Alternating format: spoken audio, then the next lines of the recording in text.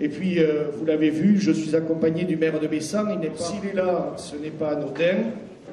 Cela correspond à l'histoire d'un Marseillanais et d'un Bessanais qui a connu malheureusement un drame. C'est un drame de la guerre. Et Jackie va nous rappeler un petit peu ce qui s'est passé. Merci. Nous allons commencer par rendre hommage à Félix Millot. 100 ans ont passé depuis ce triste 22 mai 1916. 100 ans que Félix Millot, né en 1894 à Marseillan, était fusillé entre Craonne et le chemin des Dames, à Boussy dans l'Aisne. C'est là que le 28 mai 2016 a été inaugurée une stèle en hommage aux 6 fusillés. Comme l'a dit Madame le maire de Roussy, mort pour rien, parce que la guerre apporte son lot de barbarie, d'ignominie et aussi de bêtises. En février 1916, 2 bataillons du 96e RI sont envoyés en renfort de la 55e division dans le secteur du Bois des Buttes, où attaque et contre-attaque se succèdent à un rythme effréné sous une pluie d'obus. C'est dans ces combats que le poète Guillaume Apollinaire, qui faisait partie aussi du 96e RI, a été grièvement blessé. L'action des forces françaises pour reprendre le bois échoue, mais ce n'est que le 30 avril que les hommes sont enfin relevés et se replient au camp de repos de Faïté. Pour faire tomber la pression, un peu de liberté leur est accordée et certains en profitent pour se rendre chez le marchand de vin. Alors qu'à peine 4 heures après, l'ordre leur est donné de remonter au front, le rassemblement est difficile. L'extrême fatigue d'une compagnie harassée par les violentes attaques des derniers jours et qui en plus a du vent dans les voiles, le sentiment d'injustice de remonter si vite en première ligne provoque des protestations, des cris et un début de désobéissance. L'intervention des officiers suffit à ramener le calme et c'est avec une petite heure de retard que la compagnie au complet remonte au front sans aucun incident. Ils resteront au front 8 jours sans qu'il se passe quoi que ce soit. 7 soldats, dont Félix Millot, sont désignés et sanctionnés. Ce sera d'abord 8 jours d'arrêt de rigueur. Puis un second officier porte la sanction à 15 jours.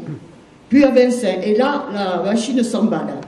Le colonel Ouirbel décide de faire un exemple et le conseil de guerre est convoqué. Le 22 mai 1916, Félix Millot, Paul-Pierre Rebout, Lucien Balleux et Émile Lermenier sont condamnés à mort et exécutés. Félix Millot avait 22 ans.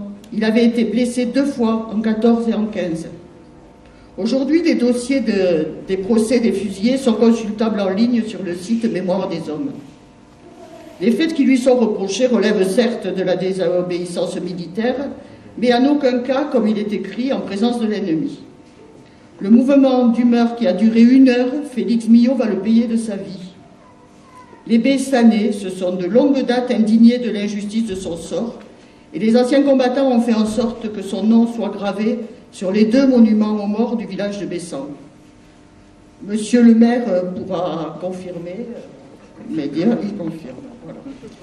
Il ne m'appartient pas de juger l'histoire et je ne réduis pas la guerre aux fusillés. Marseillan, son village natal, replace aujourd'hui Félix Millot dans la trop longue liste de ses enfants morts dans cette guerre. Voilà, je salue la présence du maire de Bessan et des descendants de Félix Millot que je n'avais pas rencontrés, qui sont là avec nous, que je n'avais pas rencontrés jusque-là, et qui m'ont confié que de cette histoire, ils n'ont rien su. Une chape de plomb dans la famille, personne n'en parlait. Voilà, ils ont découvert les choses. Je crois qu'il était temps quand même que son village natal réintègre Félix Millot.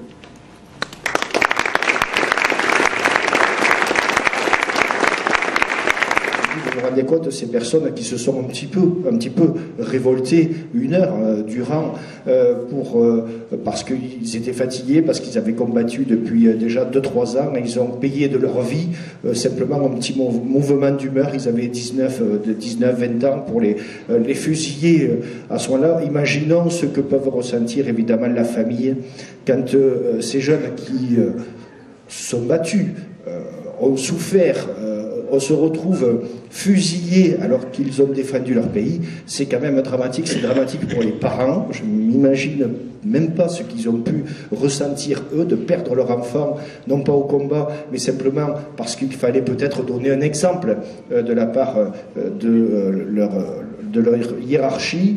Et de même, et surtout également, puisqu'il y a un témoignage, je vous invite à le lire parce qu'il est très poignant, le témoignage d'un des soldats, d'un de ces jeunes qui était au front et qui racontait à sa maman comment il avait vécu et comment il avait ressenti cette exécution de ses collègues d'armes au travers d'une lettre qu'il a envoyée. On peut connaître son histoire à l'histoire de France, on peut aussi dire que nos ancêtres les Gaulois, mais je crois qu'il faut aussi se rappeler de ceux qui ont souffert, de ceux qui souffrent et de ceux qui souffrent aujourd'hui, parce que je me rappelle qu'on est en état d'urgence, qu'on a dit que la France était en guerre aujourd'hui, comme peut-être d'autres nations par rapport aux intégrismes que l'on peut malheureusement connaître. Et je me dis, en regardant la télé, je me suis dit, en écoutant cette histoire, que quand je vois des policiers qui manifestent parce qu'aujourd'hui ils n'ont plus la capacité de faire leur travail dans de bonnes conditions pour les raisons que l'on sait et puis qui dégénèrent d'année en année, depuis de nombreuses années malheureusement je crois, et bien heureusement qu'on ne les fusille pas, parce que si aujourd'hui on a un peu de paix dans notre pays, c'est grâce au travail de ces policiers nationaux, de ces policiers municipaux et des gendarmes ici présents. Donc je voulais vous exprimer toute la reconnaissance du conseil municipal et de la ville de Marseillan au travers de ce que vous faites pour nous garantir notre sécurité et l'intégrité des biens et des personnes dans notre ville et dans notre pays. Donc merci à vous et je souhaite qu'on puisse les applaudir ainsi que le conseil municipal des jeunes. Merci beaucoup.